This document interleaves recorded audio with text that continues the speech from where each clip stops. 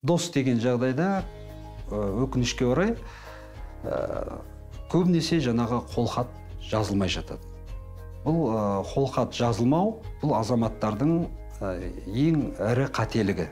Өйткені дос болған жағдайда да, қандай да жағдайда да міндетті түрде жаңағы қаражатты бергеніңіз туралы және екінші тарап қаражатты алғаны туралы міндетті түрде жазбаша түрде қолхат алуға азаматтар, яғни жазуға міндетті деп санаймын. Міндетті емес, енді өзінің құқықтарын қорғау үшін міндетті.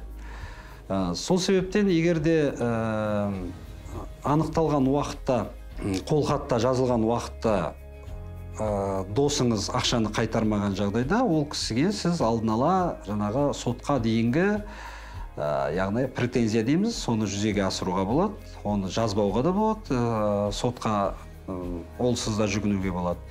Бірақ та, яғни жаңағы претензиямен жүгінген дұрыс. Яғни қолхатта көрсетілген уақыттан асып кеткен жағдайда сотқа беру арқылы сотта, яғни қарыз соманы өндіріп алуға болады. Өйткені Қазақстан Республикасының азаматтық кодексінің 272 бабына сәйкес қандай да бір міндеттеме уақытлы және сол міндеттемеде көрсетілген уақытта жүзеге асырылуы тиіс деп көрсетілген. Сол себептен, яғни сотта ешқандай, яғни қиындықтар тудырмайды.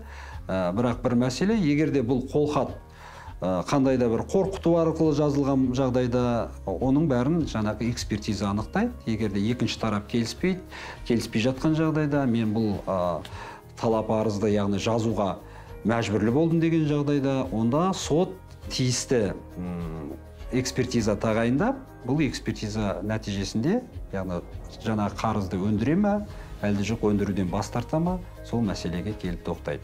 Бірақ та енді жеке қолхатқа қарағанда, яғни өз қолымен жазылған қолхатқа қарағанда, нотариалды түрде жазылған қолхат, оның екеуінің де күші бірдей.